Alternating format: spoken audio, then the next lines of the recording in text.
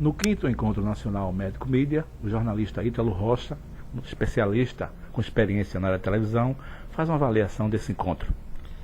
É um encontro muito importante, não só para a categoria médica, mas também para nós jornalistas, porque estamos aqui a discutir temas importantes e atuais, a começar pelo Código de Ética Médica, e a tirar dúvidas, dirimir questões que estão sendo levantadas aqui e mostrar que há sim uma unidade no trabalho diário da cobertura da mídia em relação à saúde pública e à saúde privada. Esse encontro também está servindo para se deixar bem clara que existe uma boa relação entre os médicos e a imprensa e a mídia, que por muitas vezes tem seus atritos, tem seus arranhões, tem seus ruídos na comunicação, mas no geral ambas as categorias cumprem seu dever constitucional de bem informar a população. As dificuldades que nós jornalistas enfrentamos na cobertura diária dos fatos que são notícias na saúde reside exatamente no convencimento que a gente tem que exercer perante o médico do que é importante para se divulgar ou não. Muitas vezes o médico não entende porque é que de repente ele se torna notícia.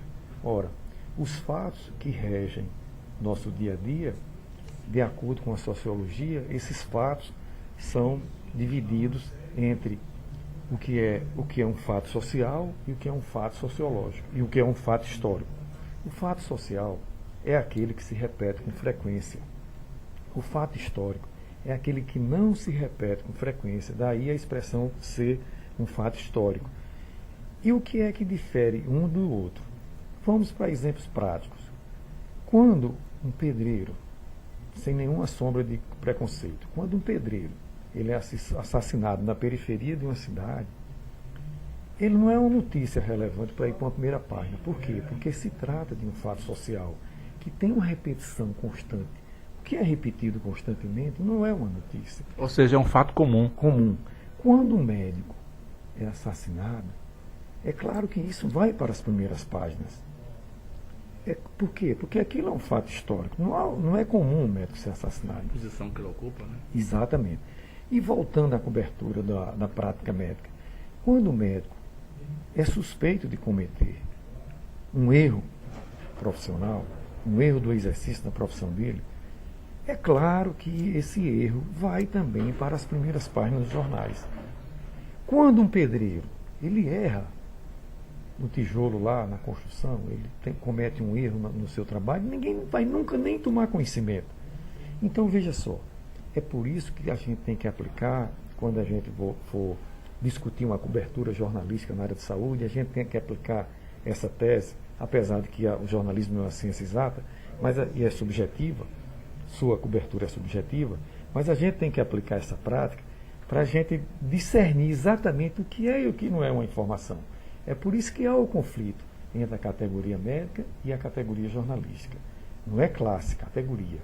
Classe é outra coisa. Então é o seguinte, quando o médico comete um erro numa cirurgia, muito comum agora, está se tornando uma prática, está se repetindo, começa já a se repetir, que é a lipoaspiração. É claro que aquilo é notícia, gente. Por quê? Porque tanto o médico é um ser de classe social mais elevada, como a paciente que foi submetida àquela cirurgia também é de classe média. Então é por isso que às vezes ele não entende. Por que vai para a primeira página, um erro e tal? Claro que vai para a primeira página. E por que é que a gente condena a gente? Olha, toda cobertura jornalística de um fato, ela em princípio já é uma condenação social. Porque, veja só, quando o médico estava operando aquela menina de Brasília, aquela jornalista de 28 anos, era uma pessoa conhecidíssima na cidade, e houve um problema dentro do processo cirúrgico e ela morreu, como é que aquilo não seria uma notícia, gente? Se esse fato estava envolvendo um médico e uma jornalista conhecidíssima naquela cidade, naquela comunidade. Se esse médico estivesse lá no interior da Paraíba ou do Piauí, num lugar distante, operando um paciente qualquer, cometesse um erro e esse paciente morresse, lógico que ia ser muito mais difícil dessa notícia lá longínqua ser destaque na mídia nacional. Ou seja, as repercussões são diferentes. Totalmente diferente. Então é isso que a gente tem que entender. Veja só, há uma história muito comum, uma brincadeira até que se diz no meio de comunicação, para se discernir bem claramente essa história do que é o que não é notícia. Por exemplo, quando o secretário de saúde promove uma vacina, as notícias são comuns. O secretário vai promover a vacinação contra isso, contra a raiva, tal, tal. Se naquele dia da vacina um cachorro morder a perna do médico, isso aí vai se sobrepor a todo o processo que ele desenvolveu para divulgar a campanha de vacinação. Ele vai ser a notícia. O médico foi mordido por um cachorro. Então isso vai tudo, no dia da vacina contra a raiva, um médico é mordido contra o cachorro. Quer dizer, tudo que é notícia é o que é inédito e é o que é impactante. É isso que a categoria médica tem que entender. O que está tudo certinho, o que não é impactante, o que não incomoda, isso nunca será notícia.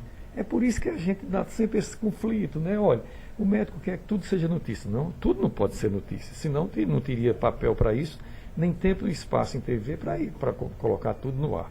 Então é isso que ele tem que entender, a categoria médica. E é isso que estamos discutindo aqui, conversando, numa boa, e procurando o bom senso, e procurando um entrosamento, porque é importante, tanto para o médico como para nós jornalistas, que exista esse entrosamento, que é para a gente poder desenvolver nosso dever constitucional, nossa obrigação constitucional de bem informar a população, de forma ética, de forma séria e de forma extremamente responsável, para não fazer juízo de valor, para não prejudicar ninguém. Ética, responsabilidade e verdade. É isso que finalizou o jornalista Ítalo Rocha. Chico Carlos, exclusivo para TV e Rádio CIMEP.